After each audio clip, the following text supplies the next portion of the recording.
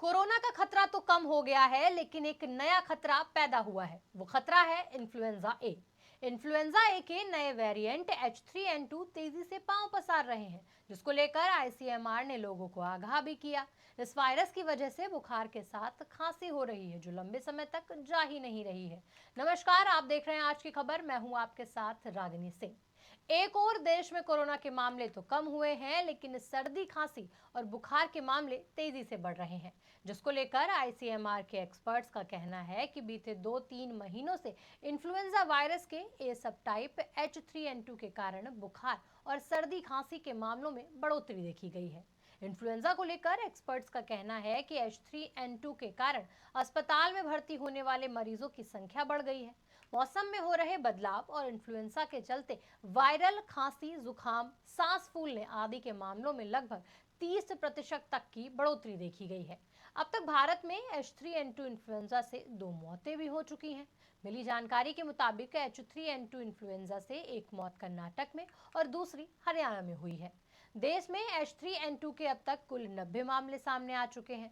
साथ ही देश में इन्फ्लुएंजा वायरस के 2 वेरिएंट का भी पता चला है। वो वेरिएंट है H3N2 और H1N1।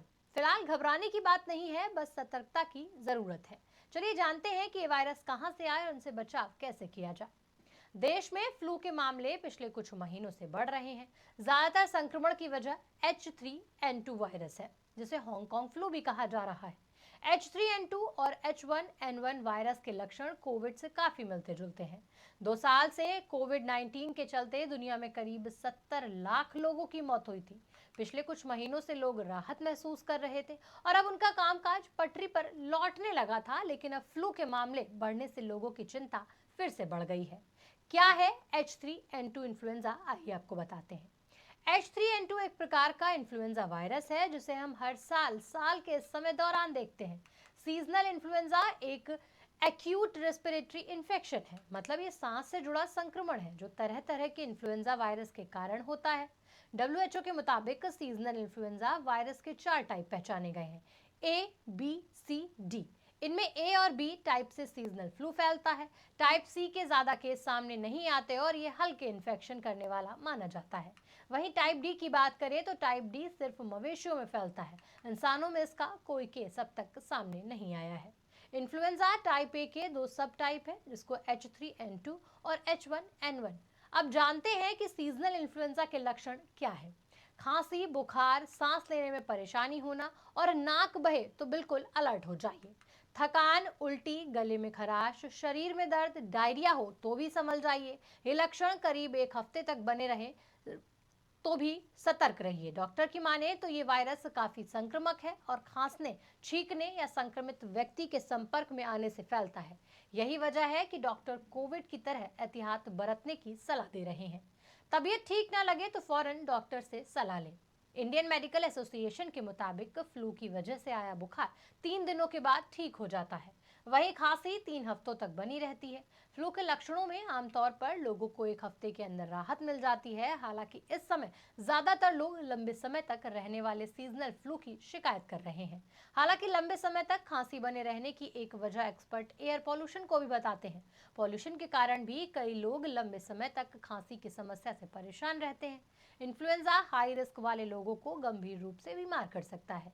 इनमें से कई लोगों को हॉस्पिटल में एडमिट करने तक की जरूरत पड़ सकती है। हाई रिस्क वाले लोगों में बुजुर्ग लोग, कम इम्यूनिटी वाले लोग, पहले से दमा या किसी बीमारी से ग्रसित जो जूझ रहे हों, प्रेग्नेंट महिलाएं और छोटे बच्चे शामिल हैं। इससे बचाव के लिए क्या करें, क्या नहीं करें, ये भी आपको हम बताते हैं। इन्फ्लुएंजा से बचाव और इसे नियंत्रित करने के लिए कोरोना काल वाले नियम ही अपनाने की जरूरत है। ICMR की ओर से भी इसके लिए गाइडलाइंस जारी की गई थी, जिसमें बताया गया था कि साबुन और पानी से अपने हाथ धोएं।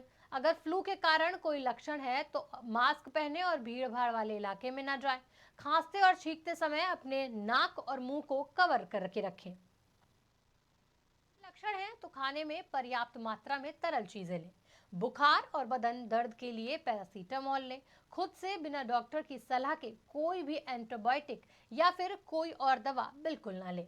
कोविड की तरह इस वायरस के संक्रमण से भी बुजुर्गों और बच्चों को जोखिम ज्यादा है। गंभीर बीमारियों के चलते जिनकी इम्यूनिटी कमजोर है, उन्हें ये संक्रमण आसानी से चपेट में ले सकता है।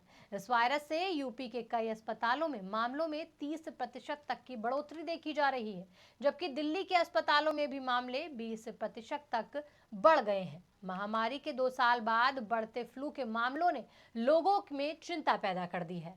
फिलहाल आप इस इन्फ्लुएंजा से बच कर रहें और आईसीएमआर द्वारा जारी गाइडलाइंस को फॉलो करते रहें और देश दुनिया की बाकी बड़ी खबरों के लिए देखते रहिए आज की खबर।